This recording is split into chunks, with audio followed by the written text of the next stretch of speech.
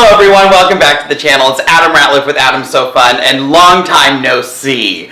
I'm getting into the swing of things, and today we are going to finish, well, we're not going to finish. We are going to add some free motion detail to our safari quilt. Yes, the safari quilt that we started back in January. It is now almost April, and we're going to finish this thing. So I have this printed panel. It has the leopard on it. And I want to go in and I want to add free motion detail to that leopard, but I want to make the leopard kind of come to life. I want to give it some texture to make it almost look like there's fur. And so what I'm going to do, first thing I'm going to do is I'm going to be using a variegated thread. This is King Tut. This is called Cobra. It's 981. The variegations on Superior threads are every inch. So I'm going to get this really nice color change as I go through and I stitch inside this print. It's going to give me a little bit of texture. It's going to give me some details that are going to, some of them are going to blend in. Some of the colors are going to blend in with the fabric sometimes, and sometimes they're not. So I'm going to go in and I'm going to do that. This is a technique that I learned when I took a class from Angela Walters back in like 2018 when she was the keynote speaker at Handy Quilter Academy. It was fantastic, and it was something that has just stayed with me because it's an application I use. It's a design I use all the time because it's just like an S-curve. We're just going to kind of zigzag down, zigzag up, making different lengths and such, and kind of nest them together. But I use it, I can elongate it, I can make it look flowy and horizontal. I can do, gosh, it's the basis to like runny water, a nice little breeze. I can use it for a fire. I can use it in wood grain. Like, it's a very useful design to have in your design bag because you can use it in so many places. So again, I'm going to be using a variegated thread. I have my Surefoot on. I'm not going to change it just because I like to free motion with my Surefoot. I'm okay with that, but you could put your microfoot on. You could put your open toe foot. You could just do your regular closed-toed foot. I'm just leaving that on because hey, it's there. And let's see, I'm going to change my thread, 60 weight in my bobbin. I do want to mention one thing. The new Glidefoot 3 is out. So the Glidefoot 3, I'll show you this up close when you come up here. But what they've done is they've added a metal insert into your Glidefoot. So now when you put your screw on, you're not going to crack the top. Or you shouldn't crack the top. If you screw that screw down, it's going to crack it. They've added some nice lines to it. This is a nice hefty foot. It even has some weight because of that metal. One thing that I want you to do when you get this Glidefoot 3, in your pack, I just took it out, I'll put it back in. In your packets, you always get a new screw, just in case. If you strip your screw for your foot, you can always trade it with one that's in one of your foot packs. Take this out and change it. This screw is going to be longer than the screws that are currently in your machine because this is fatter. So you're now going to use this screw for everything. You should be able to just leave it in all the time. I will make sure, I will send a text and make sure that that is correct. And if it's not, I will let you know in the next video, or I'll let you know on social media or somewhere. I'll probably post about it. But you should be able to use that screw in all the time. And yeah, get your Glidefoot 3, call your local retailer, they can get it for you. I don't think they're even online yet, so check it out. We're going to bring you up here so we can get to quilting. Alright, so here we are. We have our gorgeous leopard panel. The only thing I did not see on Safari. So if I look here, some things I want to take account of. I'm going to kind of try to outline the leopard. I don't know. I actually don't know if I'm going to outline the leopard. I'm thinking that I might just leave it with my design. If some of it's not specifically outlined, that's going to be okay. I'm okay with that. If I look at the leopard head, can you see that? Kind of. I can see that the head is here and kind of wraps around and comes around. What I'm going to do is I will outline this. I want to make sure the face is outlined. I'm going to go around the eyes because I'm not going to stitch inside the eyes. They're one of my favorite parts. I can add some stitching detail as I do that. So if I come around and come down the nose and just around that eye to just make some things pop, maybe come around the mouth. and the nose to make those portions pop. But the rest of it is just going to be what I like to call an S-curve. Something batting got on my handlebar or something. There goes Adam So Fun, getting distracted. Let me see if you can see what I'm doing. Perfect. I'm going to zoom in kind of close so you can kind of see this design. Bring up my bobbin, do all my stuff. So I am stitching.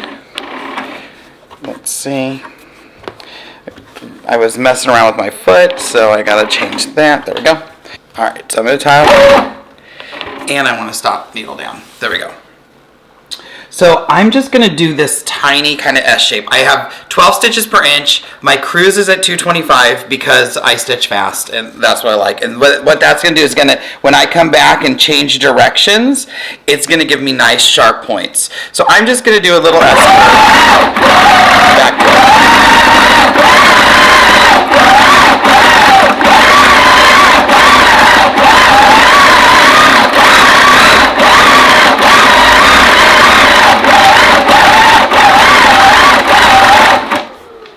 So if you see, this is my stitch, this is my design. And this is just gonna give texture, and because of the thread changing colors, it's gonna add some definition and some detail to the design in general. So this is the design I'm gonna use. I went a little bit big. I might try to make them a little bit smaller. I haven't decided yet. On the whiskers, I think I might try to not go over the whiskers, although no, I'm gonna go over the whiskers. I've just decided, I've just made a decision, especially just right here. I can go over the whiskers. I think it's gonna be okay. They are white, so it's gonna stand out. Oh, you can't even see the whiskers. There you are. All these white things are whiskers.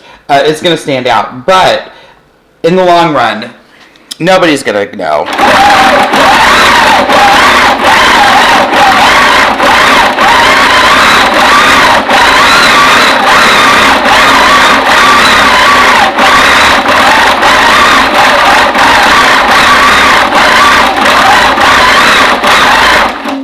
So you'll see, let me zoom in here again. Let's see, sorry. So you'll see right here. So on this outside, I went out and then I tucked back in and went around and came down and tucked back in and came up, came back, came up, went the other way. So I'm trying to nest everything in so that they're all, like, you can't see where one starts and one stops.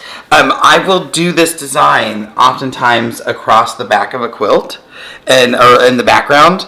And I just nest everything, and it makes it super organic. You can't tell what's going on. You can't see where one row ends and one row begins. And just because I get over here kind of close to his haunch, so this is his back leg, I think I'm going to move my way back over here and kind of stitch up that back leg a little bit, just to give a little definition to, like, that's this side, that's that side.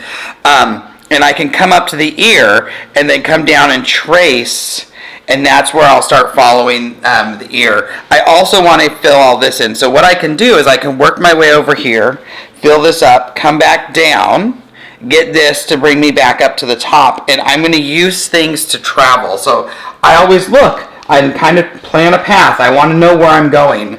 So where did I stop? I stopped there. If you cross over a line, that's fine. Who cares? I don't even know where I started and where I stopped. That stopped there. Oh, it's right there under my foot. Okay.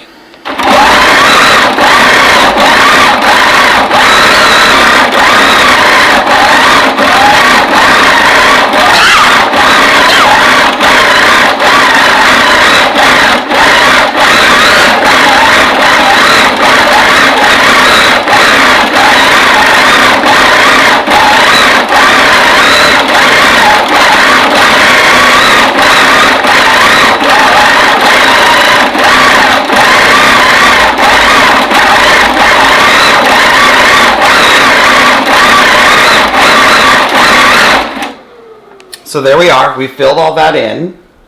Well, oops, wrong way. So there we are. We filled all that in. And now I'm over to the leg part that I was saying, okay, I'm going to trace this up. So I'm going to use the leg. I'm going to stitch back down here, and then I'm going to stitch up this leg and around the ear, and then I can branch off of that. Now I'm around the ear.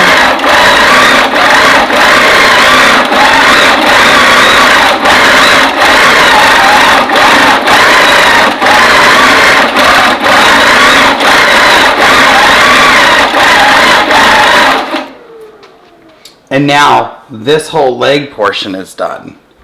So I'm going to continue that around, and I will come back and do some shots as I go. Alright, so I just ran out of thread over here. So I'm just going to zoom in so you can kind of see what I've done. Here you see, and I outlined the face, I haven't done the face, and I'm just continuing that all the way around. Now if I made it smaller, it'd be probably more hair-like, but yeah, I want to get this done. But that thread really goes in good with everything else, so once you zoom out, you can't even tell. So I'm going to finish this up. Alright, I'm a little shocked at how good everything blends in, all of my stitching. So I'm going to zoom in. I'm getting ready to do the face. So I want to not only, I came in and I stitched. You can kind of see this. Let me zoom in right here. There we go. My needle's still down because I'm just going right into from one to the other. So I stitched the outline, and this is going to be my outline of the face. This is a leg, so I'm going to continue these stitches here. And even though I outlined it, I'm not going to do like a 1/4 inch groove or anything. I'm just going to start stitching. But in the face area, because there's more detail, it's a different spot.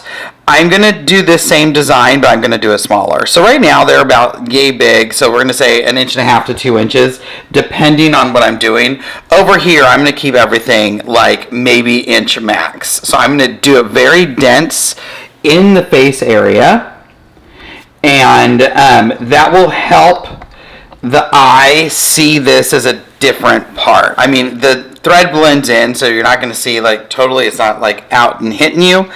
Remember, at the eyes, I'm going to kind of do this crease right here and come around the bottom. Around the nose, I'm going to do the same thing, come out on the mouth and do that, and then the other eye, but the rest of it's going to be filled in. I am going to go over the whiskers. Seriously, you can't even see. I stitched all over the whiskers right there, but we'll go in. So this thread is just blending in so much, so it's just giving enough texture to that body to make it seem like something's going on. So I'm going to continue to stitch this. Sorry I'm not recording it, especially this little stuff. I'm just trying to get it done. I need to get this off the frame. So we will see you when the face is done. Alright, so I took the quilt off the frame and I didn't even think about it. I still have to do the borders, but if you look at it, you can see the stitches kind of moving up and down. You can see the kind of texture that I've built into the face. And I'll zoom in. Oh, this is as far as I can zoom. But that's what I was trying to get. Just some movement in the body to kind of mimic like what you might see with fur. And I just followed that all the way around. When I did the tail, I followed the shape of the tail with that same design. And you can see the design really good at the bottom, where you can see where the paw kind of went black. I didn't care. It's still part of the kind of concept of the design. So this is it. It's a pattern I do a lot in different aspects, but it just gives a little bit of movement, a little bit of texture into those quilts. Alright everyone, so that is adding some free motion detail to a printed panel, especially when it's an animal or something. If you just want to give a little bit of movement, a little bit of texture to where hair or something would go. I get a lot of movement in here coming down. I like how I followed the curve of the tail with that same design. and I did the face a little bit denser than the rest of the body, just so when you're looking at it, like it has a little bit of a different texture in there. Now I could have used that design and kind of shaped the face and stuff. I didn't. I tried to just go mostly vertical throughout this if I could, other than right there. So that's this. This one's done. It felt good to be back on the machine. It's not really done. I still have to do the outside borders.